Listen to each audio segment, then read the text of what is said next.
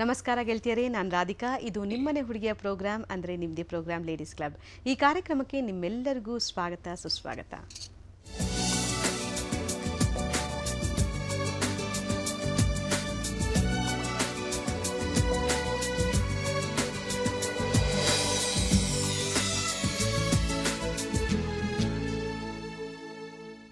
ಗೆಳತಿಯರೇ, ಇವತ್ತು ನಾವು ಅತ್ಯಂತ ಪ್ರಮುಖವಾದ ವಿಷಯವನ್ನು ಇಟ್ಕೊಂಡು ಚರ್ಚೆ ಮಾಡ್ತಾ ಇದ್ದೀವಿ. ಅದೇ ಪಾಲಿಸಿಸ್ಟಿಕ್ ಓವೇರಿಯನ್ ಸಿಂಡ್ರೋಮ್, ಅಂದರೆ ಅಂಡಾಶಯದಲ್ಲಿ ಏಳುವ ನೀರುಗುಳ್ಳೆ. ದೇಹದ ಎತ್ತರಕ್ಕಿಂತ ಹೆಚ್ಚು ತೂಕ ಇರೋ ಸ್ತ್ರೀಯರಲ್ಲಿ ಇದು ಸಾಮಾನ್ಯ. ಅದಕ್ಕೆ ಅತಿ ಹೆಚ್ಚು ತೂಕ ಇರೋ ಹೆಣ್ಣುಮಕ್ಕಳು ನಿಜಕ್ಕೂ ಯೋಚನೆ ಮಾಡಲೇಬೇಕು. ಆರಂಭದಲ್ಲಿ ಈ ಪಾಲಿಸಿಸ್ಟಿಕ್ ಓವೇರಿಯನ್ ಸಿಂಡ್ರೋಮ್ ಮಾಡೋದೇನು ಅಂದರೆ ಮುಟ್ನಲ್ಲಿ ಅಂದರೆ ಋತುಚಕ್ರದಲ್ಲಿ ಸ್ವಲ್ಪ ಏರ್ಪೇರಾಗುತ್ತೆ. ಕೊನೆಗೆ ಇದು ತಾಯ್ತನದ ಮೇಲೆ ಪರಿಣಾಮ ಬೀರುತ್ತೆ. ಬಂಜೆತನಕ್ಕೂ ಕೂಡ ಇದು ಕಾರಣ ಆಗಬಹುದು. ಕೆಲ ಹೆಣ್ಣು ಮಕ್ಕಳಲ್ಲಿ ಗಂಡಿನ ಚಿಹ್ನೆಗಳು ಅಂದರೆ ಮೀಸೆ ಬರೋದು, ಗಡ್ಡ ಬರೋದು ಇವೆಲ್ಲ ಕೂಡ ಆರಂಭ ಆಗ್ಬೋದು. ಆದರೆ ಈ ಕಾಯಿಲೆ ಹೊಸದೇನೂ ಅಲ್ಲ, ಹಿಂದಿನಿಂದಲೂ ಇದು ಇತ್ತು. ಆದರೆ ಇತ್ತೀಚೆಗೆ ಇದರ ಪ್ರಮಾಣ ಜಾಸ್ತಿ ಆಗ್ತಾ ಇದೆ ಅಂತಲೇ ಹೇಳ್ಬೋದು. ತೂಕ ಹೆಚ್ಚಿರುವಂಥ ಹೆಣ್ಣು ಮಹಿಳೆಯರಲ್ಲಿ ಅಂದರೆ 100ಕ್ಕೆ 48 ಮಹಿಳೆಯರಲ್ಲಿ ಈ ಒಂದು ಸಮಸ್ಯೆ ಕಂಡುಬರುತ್ತೆ. ಹಾಗಾದರೆ ಬನ್ನಿ ಗೆಳತಿಯರೇ, ಪಾಲಿಸಿಸ್ಟಿಕ್ ಓವೇರಿಯನ್ ಸಿಂಡ್ರೋಮ್ PCO ಬಗ್ಗೆ ಒಂದು ವರದಿಯನ್ನು ನೋಡೋಣ. ಪಾಲಿಸಿಸ್ಟಿಕ್ ಓವೇರಿಯನ್ ಸಿಂಡ್ರೋಮ್ ಇದು ಹೆಚ್ಚಾಗಿ ಹೆಣ್ಣು ಮಕ್ಕಳಲ್ಲಿ ಕಾಣಿಸಿಕೊಳ್ಳೋ ಸಮಸ್ಯೆ. ದೇಹದ ಎತ್ತರಕ್ಕಿಂತ ಹೆಚ್ಚು ತೂಕ ಇರೋ ಸ್ತ್ರೀಯರಲ್ಲಿ ಇದನ್ನು ಕಾಣಬಹುದು. ಪ್ರಾರಂಭದಲ್ಲಿ ಕ್ರಮವಲ್ಲದ ಋತುಚಕ್ರ, ನಂತರ ಬಂಜೆತನ ಇವು ಈ ಕಾಯಿಲೆಯಿಂದಾಗೋ ಗಂಭೀರ ಪರಿಣಾಮಗಳು. ಇದು ಹೊಸದೇನಲ್ಲ, ಹಿಂದಿನಿಂದಲೂ ಮಧ್ಯವಯಸ್ಕ ಮಹಿಳೆಯರು ಇಂತಹ ಕಾಯಿಲೆ ಎದುರಿಸುತ್ತಿದ್ದರು. ಆದ್ರೆ ಈಗ ಹೆಚ್ಚು ಕಡಿಮೆ 16ರಿಂದ 35 ವರ್ಷದ ಹೆಂಗಳೆಯರಲ್ಲೂ ಇದು ಹೆಚ್ಚು ಕಾಣಿಸಿಕೊಳ್ತಿದೆ.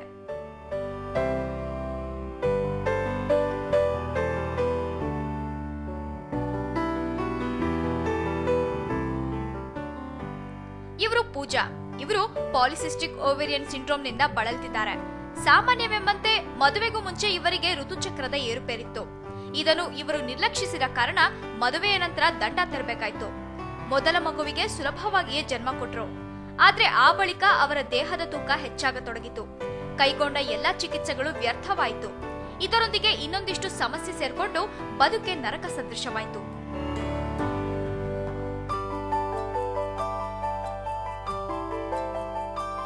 PCOS ಇರ್ರೆಗ್ಯುಲರ್ ಪೀರಿಯಡ್ಸ್ ಒಂದೇ ಅಲ್ಲದೆ ಏಕ್ನೆ, ಹಿರ್ಸುಟಿಸಮ್, ಆಮೇಲೆ ಅಲುಪೀಷಿಯಾ, ಥಿನ್ನಿಂಗ್ ಆಫ್ ಹೇರು ಇದೆಲ್ಲ ಸ್ಟಾರ್ಟ್ ಆಯಿತು.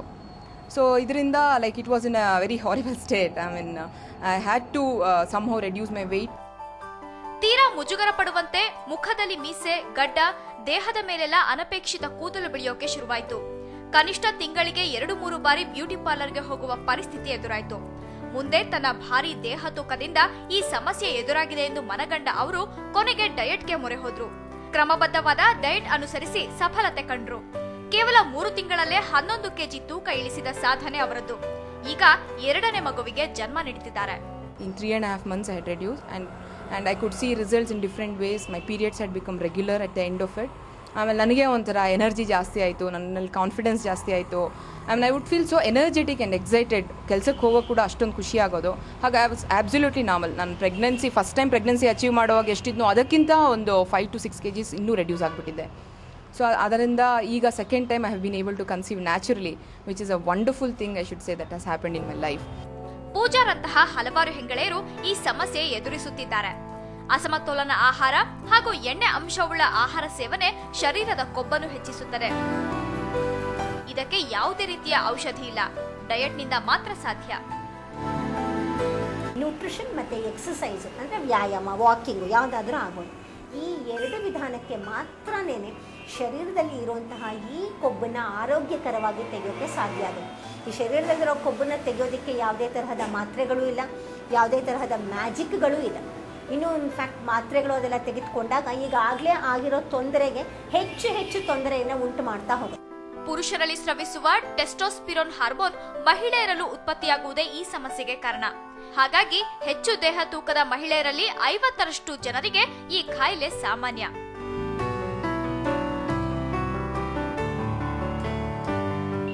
ಹೆಣ್ಮಕ್ಳ ದೇಹದಲ್ಲಿ ಕೊಬ್ಬಿನಂಶ ಜಾಸ್ತಿ ಆದಾಗ ಪುರುಷರಂತೆ ಗಡ್ಡ, ಮೀಸೆ, ಹೊಟ್ಟೆ ಮೇಲೆ ಕೂದಲು ಬೆಳೆಯುತ್ತೆ. ಇದನ್ನು ನಿರ್ಲಕ್ಷಿಸದೆ ಪ್ರಥಮದಲ್ಲೇ ವೈದ್ಯರ ಬಳಿ ಹೋಗಿ ಸೂಕ್ತ ಚಿಕಿತ್ಸೆ ತೆಗೆದುಕೊಳ್ಳೋದು ಒಳ್ಳೆಯದು. ಯಾಕಂದರೆ ಇಂಥ ಚಿಕ್ಕ ಪುಟ್ಟ ಸಮಸ್ಯೆಗಳು ದೊಡ್ಡ ಸಮಸ್ಯೆಗೆ ದಾರಿ ಮಾಡಿಕೊಡ್ಬಾರ್ದಲ್ವ. ಕ್ಯಾಮ್ರಾಮನ್ ರೆಡ್ಡಿ ಜೊತೆ ಮಮತಾ, TV9 ಬೆಂಗಳೂರು. PCOಗೆ ಕಾರಣವಾದಂಥ ಮುಖ್ಯ ಅಂಶಗಳನ್ನು ನೀವೀಗ ತಿಳ್ಕೊಂಡ್ರಿ. ಬನ್ನಿ, ಈ PCO ಅಂದರೆ ಏನು, ಇದಕ್ಕೆ ಕಾರಣವಾಗುವಂಥ ಸಮಸ್ಯೆಗಳು ಏನೇನು, ಹಾಗೆಯೇ ಈ ಒಂದು ಸಮಸ್ಯೆಗೆ ಒಳಗಾದಂಥ ಮಹಿಳೆ ಯಾವ ರೀತಿಯ ತೊಂದರೆಗಳನ್ನು ಎದುರಿಸ್ತಾಳೆ ಅಂತ ತಿಳ್ಕೊಳ್ಳೋಣ. ಖ್ಯಾತ ಡಯಟಿಷಿಯನ್ ಪ್ರೇಮ ಅವರ ಹತ್ರ. ಪ್ರೇಮ ಅವರು ನಮ್ಮ ಸ್ಟುಡಿಯೋಕ್ಕೆ ಈಗಾಗಲೇ ಬಂದಿದ್ದಾರೆ. ಪ್ರೇಮ ಅವರೇ, ನಿಮಗೆ ಈ ಕಾರ್ಯಕ್ರಮಕ್ಕೆ ಸ್ವಾಗತ. ನಮಸ್ಕಾರ ರಾಧಿಕಾ.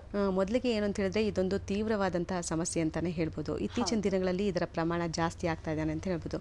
ಮೊದಲಿಗೆ ನಮ್ಮ ವೀಕ್ಷಕರಿಗೆ PCO ಅಂದರೆ ಏನು ಅಂತ ಎಕ್ಸ್ಪ್ಲೇನ್ ಮಾಡಿ ಪ್ರೇಮ ಅವರೇ. ಓಕೆ, ಈ PCOನ ಪಾಲಿಸಿಸ್ಟಿಕ್ ಒವೇರಿಯನ್ ಸಿಂಡ್ರೋಮ್ ಅಂತ ಇದನ್ನು ವೈದ್ಯಕೀಯ ಭಾಷೆಯಲ್ಲಿ ಕರೆಯೋದು. ಇದು ಸಾಮಾನ್ಯವಾಗಿ ಜನ ಈ ಒಂದು ಪರಿಭಾಷೆಯಲ್ಲಿ ಕರೀದೇ ಇದ್ದರೂ ಕೂಡ ಅವರು ಏನು ಅರ್ಥ ಮಾಡ್ಕೋತಾರೆ ಅಂತ ಹೇಳಿದ್ರೆ, ಋತುಚಕ್ರದ ಏರುಪೇರು ಅಂತ ಅನ್ನೋದು ಒಂದು ಕಾಮನ್ ಮ್ಯಾನ್ನ ಭಾಷೆಯಲ್ಲಿ ಇರುವಂತಹ ಒಂದು ಪರಿಸ್ಥಿತಿ ಇದು. ಹಾಗೆಯೇ ಇಂಗ್ಲೀಷಿಂದ ಈ ಒಂದು ಕನ್ನಡಕ್ಕೆ ತರ್ಜುಮೆ ಮಾಡಿದಂಥ ಸಂದರ್ಭದಲ್ಲಿ ಏನು ಹೇಳ್ತಾರೆ, ಏನು ಹೇಳಬಹುದು ನಾವು ಅಂತಂದರೆ, ಹೆಣ್ಣಿನ ಅಂಡಾಶಯಗಳಲ್ಲಿ ನೀರ್ಗುಳ್ಳೆಗಳು ಸೇರ್ಕೊಂಡಿರತ್ವೆ. ಹಾಗೆ ಅದಕ್ಕಾನೆ ಎಕ್ಸಾಕ್ಟ್ ಟ್ರಾನ್ಸ್ಲೇಷನ್ ಇಲ್ಲದೆ ಇದ್ರೂ ಅದರ ಅರ್ಥವನ್ನು ಇದು ಕೊಡ್ತಾ ಹೋಗುತ್ತೆ. ಹೆಣ್ಣಿನ ಅಂಡಾಶಯದಲ್ಲಿ ನೀರ್ಗುಳ್ಳೆಗಳು ಇರೋದಕ್ಕೆ ಪಾಲಿಸಿಸ್ಟಿಕ್ ಒವೇರಿಯನ್ ಸಿಂಡ್ರೋಮ್ ಅಂತ ಹೇಳ್ತೀವಿ.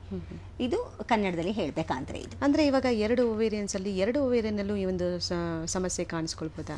ಎರಡರಲ್ಗೂ ಸಾಧಾರಣವಾಗಿ ಈ ಪಾಲಿಸಿಸ್ಟಿಕ್ ಒವೇರಿಯನ್ ಸಿಂಡ್ರೋಮ್ ಇರುವಂಥ ಹೆಣ್ಣು ಮಕ್ಕಳಲ್ಲಿ ಸಾಧಾರಣವಾಗಿ ನಾವು ನೋಡೋ ಹಾಗೆ 2 ಓವರಿಗಳಲ್ಲೂ ಕೂಡ ಸಿಸ್ಟ್ ಇರ್ತದೆ. ಆದರೆ ಕೆಲವರಿಗೆ ಕೆಲವೊಮ್ಮೆ ಒಂದೊಂದೇ ಓವರಿನಲ್ಲಿ ಇರಬಹುದು. ಆ ಒಂದೇ ಓವರಿನಲ್ಲಿ ಇರುವಂಥ ಸಿಸ್ಟಿನ ಸೈಜೇ ಇನ್ನೊಂದು ಓವರಿನಲ್ಲಿ ಇರಬೇಕು ಅಂತ ಕೂಡ ಏನೂ ಇಲ್ಲ. 2 ಸಿಸ್ಟ್ನಲ್ಲೂ 2 ಓವರಿನಲ್ಲೂ ಸಿಸ್ಟಿನ ಗಾತ್ರಗಳು ಬೇರೆ ಬೇರೆ ಪ್ರಮಾಣದಲ್ಲಿ ಇರಬಹುದು. ಇದು ಪರಿಸ್ಥಿತಿ ತೀವ್ರವಾಗ್ತಾ ಇದ್ದ ಹಾಗೇನೆ, ಹದಗೆಡ್ತಾ ಇದ್ದ ಹಾಗೇನೆ ಸಿಸ್ಟ್ನ ಗಾತ್ರ ಕೂಡ ದೊಡ್ಡದಾಗ್ತಾ ಹೋಗ್ತಾ ಇರುತ್ತೆ. ಅಂಡಾಶಯದಲ್ಲಿರುವಂತಹ ಒಂದು ನೀರಿನ ಗುಳ್ಳೆ. ಈ ಒಂದು ಸಮಸ್ಯೆಗೆ ಒಳಗಾದಂತಹ ಮಹಿಳೆಯಲ್ಲಿ ಯಾವ್ಯಾವ ರೀತಿಯ ಒಂದು ಸಿಂಪ್ಟಮ್ಸ್ ಕಂಡು ಬರುತ್ತೆ? ಸಾಧಾರಣವಾಗಿ ನೋಡಿ ರಾಧಿಕಾ, ಯಾವ ಹೆಣ್ಣು ಮಗಳಿಗೂ ಇದು ಪಾಲಿಸಿಸ್ಟಿಕ್ ಒವೇರಿಯನ್ ಸಿಂಡ್ರೋಮ್ ಅಂತ ಗೊತ್ತಾಗೋದಿಲ್ಲ. ಈ ಓವರಿನಲ್ಲಿ ಸಿಸ್ಟ್ ಇರೋದು ಗೊತ್ತಾಗೋದು ಯಾವಾಗ ಅಂತ ಹೇಳಿದ್ರೆ, ಸ್ಕ್ಯಾನಿಂಗ್ ಟೆಸ್ಟ್ ಕಳಿಸಿದಾಗ ಮಾತ್ರನೇ ಇದು ಗೊತ್ತಾಗೋದು. ಇಲ್ಲ ಅಂತಂದಾಗ ಅದಕ್ಕೆ ನಾವು ಒವೇರಿಯನ್ ಸಿಂಡ್ರೋಮ್ ಅಂತ ಹೇಳಲಿಕ್ಕೆ ಸಾಧ್ಯ ಇಲ್ಲವೇ ಇಲ್ಲ.